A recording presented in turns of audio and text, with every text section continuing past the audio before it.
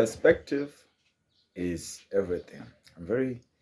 I feel like even calling this Perspective is Everything episode 1 because there are so many perspectives I want to run through that I have seen people have. Some are good, some are bad, limiting, elevating, or kinds of things like that.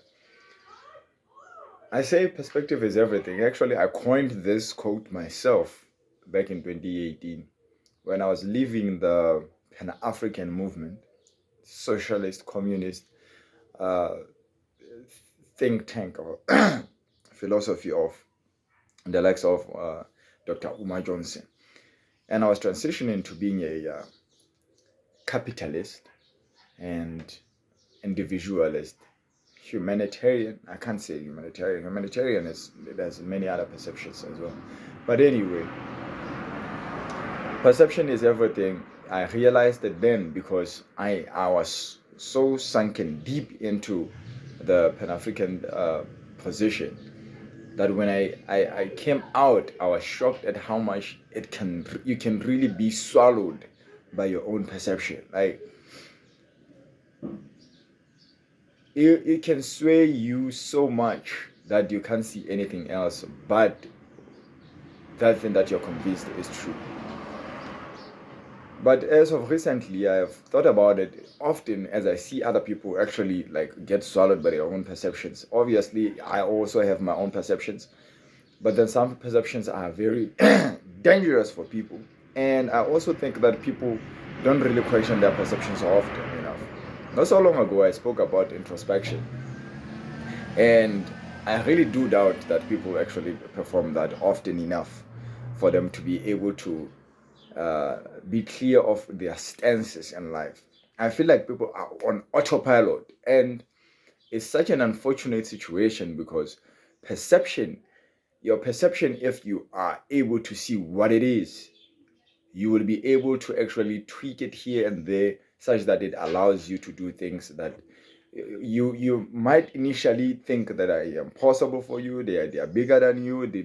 They are not for you, or kinds of things like that. But then if you're not paying attention, there will be a perception that you have, but the perception will not be coming from you. And it's such an unfortunate such a situation to be in, because then you're you're just possessed by a spirit that you yourself are not familiar with, nor can you influence by merely not being able to tell what it is, because perception dictates what an individual allows themselves to do. Like if I think I am not an athlete, the likelihood that I will put enough attention, effort, and practice to be an athlete is less likely. But it could well as be the truth, because your perception is not necessarily the truth, but your perception is what is the truth to you, and it will dictate how you conduct yourself. Nature responds to your actions, and the closer your reaction or your response or your actions are to reality, the best the results will be. If I think I am an athlete and I go on to do athletic things, and it so happens that I actually am not, so my perception is one, I am an athlete, and the reality is one, I am not an athlete at all. My bones are not properly ratioed for high jumps, for long runs, all kinds of things like that. Then the harshness of reality will be that I fail at being an athlete. But also, conversely, the same thing can happen. You can think that you are not an athlete, but you in fact are, and you just robbed of yourself. You robbed yourself of the grand possibilities of you getting the $1 million, you being the Usain Bolts, all sorts of things like that. You know, so it is very important for a person to be familiar with their perception, because also it also dictates how you interact with people, how far or low you rank yourself with respect to other people, and in general it just affects how you pose yourself to the world. It also plays a role in how well you adjust to circumstances. Alex Vamosi last week lost his mother. This man, I think a day after, already had a video up on YouTube talking about resilience. Like there's a point somewhere in his speech that you see him struggle to actually say the words. Like he's trying so much and he's failing. Yeah, as I was talking about Alex Vamosi, and you can see that he was struggling at some point in his deliverance of this resilience and all kinds of things like that. He actually murmured the words so from the depth of his soul. You can feel that this is painful situation for him. But to actually allow yourself to be able to do something of that nature, it takes your view of who you are to be this highly elevated individual, this tough nut individual, and it allows him to even surpass or recover from pain in the most superhuman way that most of us are unable to. You know, Saturday I was doing my own silly things, and it took me the whole entire day of Sunday to be able to recover properly and to actually put my mind back into the right state such that I can be able to come back and do this, what I do, and do my own things. And it was all perception. All I had to do really is to recalibrate what is it that I thought about the world, what I thought about my friends, what I thought about myself, what I thought about my position in the world currently, and all kinds of things like that. Proper recalibration got me back, and I'm now back as well as I was before.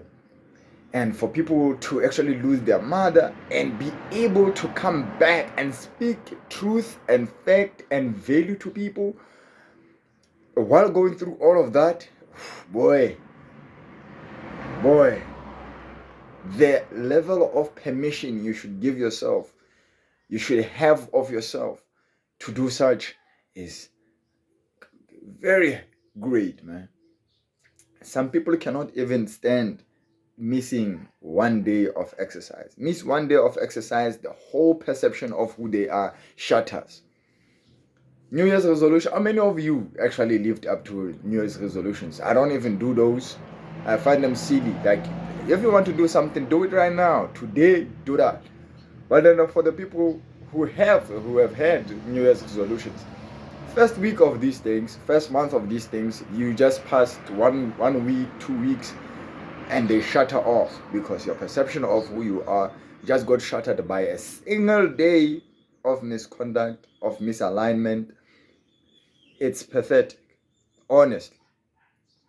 And that's why perception is everything. Because if you were to think about back in the times when you allowed yourself to be greater than what you were prior to that, let's say today I'm like this, and then I'm like you start speaking to the public. The shift in that time is not only time, but also your perception of yourself. If you look at all these people actually that have succeeded, you can see that the thing that changed is their perception of, it could be reality, it could be themselves, it could be their relationship to people, whatever the case may be, their perception changed, and for that they changed themselves too.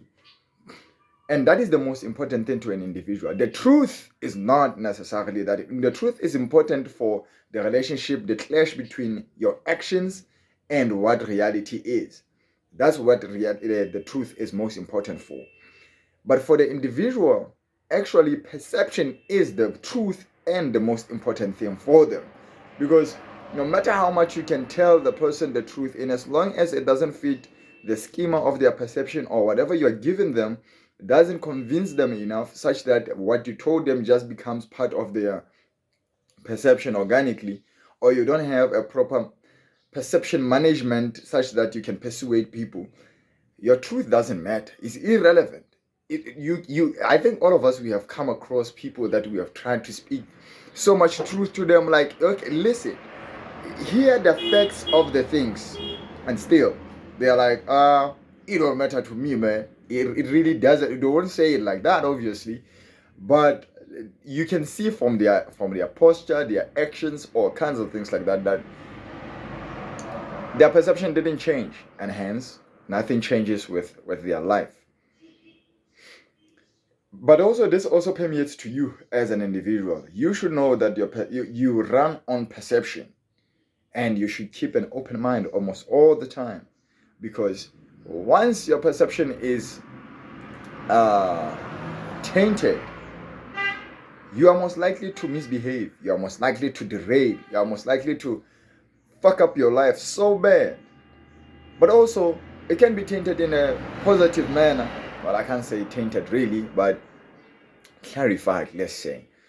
And for that, you become even more lighter, more active, more proactive, more elevated, and all sorts of nice things, you know. But that requires you to also always be curious, always be open-minded.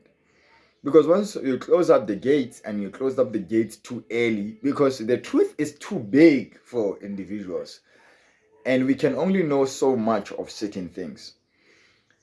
The only way you can actually expand your perception to be closer to reality as much as possible, because the closer to reality they are, your perceptions, the good your life and your reactions to reality will be, and positive reaction. The only way to do that is to truly be open-minded, but not stupidly open-minded.